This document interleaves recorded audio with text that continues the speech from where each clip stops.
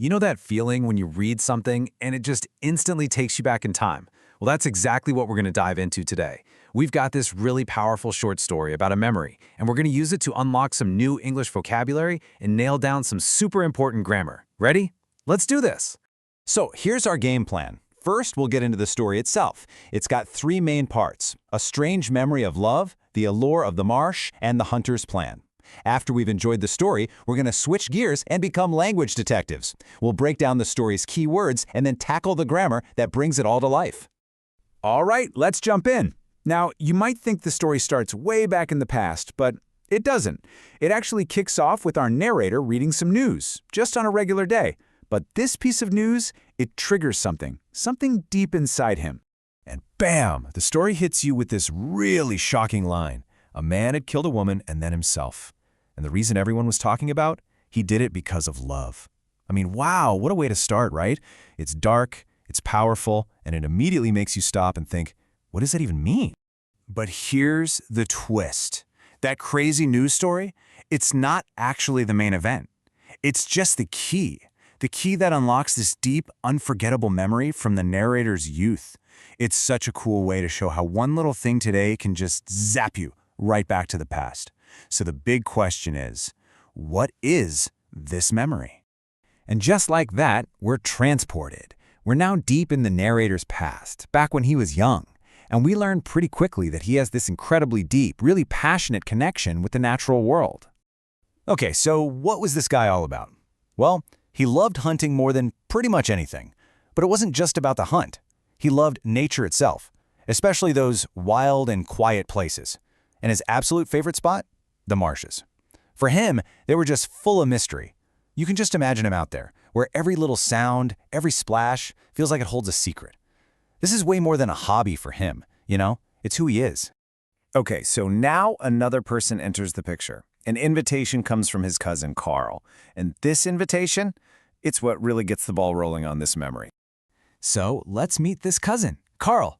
The story paints such a great picture of him, doesn't it? He's strong, cheerful, his face is always a bit red, and he's got this huge, loud laugh, a total outdoorsman. And this last detail is so important. That marsh near his house, it was his pride. See, he didn't just love it, it was a part of him. He felt this real ownership and deep, deep connection to it. And the plan is super simple. We leave at 3 in the morning, the birds will be there at sunrise. That's it. You can just feel Carl's excitement, can't you? It's so clear. I can almost smell the crisp morning air and feel that anticipation building, all from just 2 little sentences. Oh man, we've all been there, right? You're so excited about something the next day that you just can't sleep. That's our narrator. He's lying in bed, but his mind is already out there in the cold, still marsh. This one line just perfectly captures how pumped he is for this hunt. All right, so that's the setup for our story. Now let's do something fun. Let's switch from being story listeners to being language detectives. We're going to zoom in and decode some of the key words that really made that story feel so real and atmospheric. First up, the word marsh. This is such a cool word because a marsh is a really unique place, right? It's not totally solid land, but it's not a lake either. It's this wet, soggy area with tons of plants. The example from the story is perfect. A river flowed quietly through the land and opened into a large marsh. That really helps you see it in your mind's eye. Okay, next word, mystery. This one is all about the feeling of the marsh. A mystery is just something strange or unknown. So when the narrator says the marshes were full of mystery, he means they felt like they were holding secrets. It's what makes the place so fascinating to him. Now, this word, pride, tells us so much about Carl. When something is your pride, it's not just something you like. It's something you are genuinely happy and satisfied with. So when it says that marsh was his pride, it means he felt this deep, personal connection to it.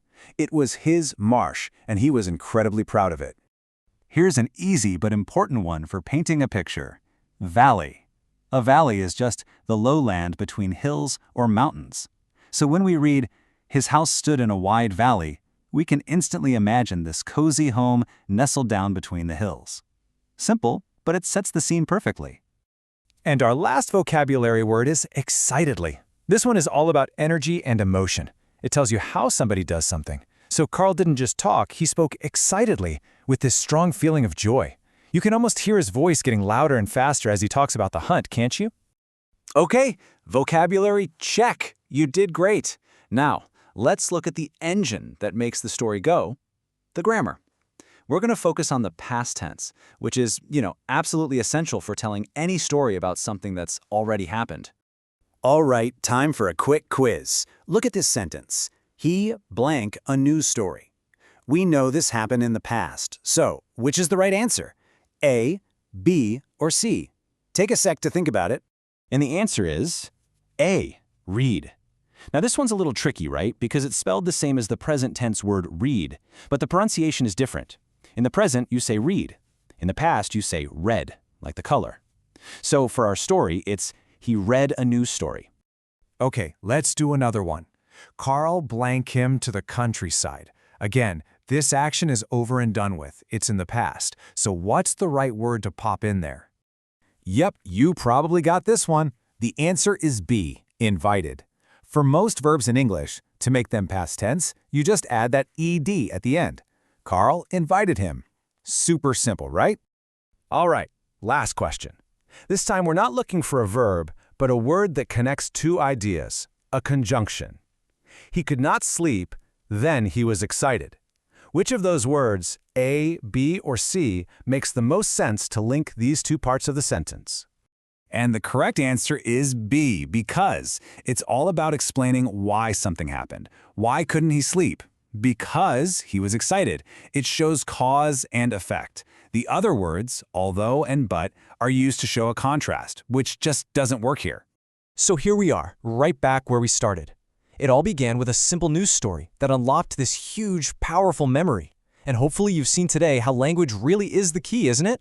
The words we pick, the grammar we use. That's how we share our memories and our stories. So I'll leave you with a thought. What stories do your words unlock?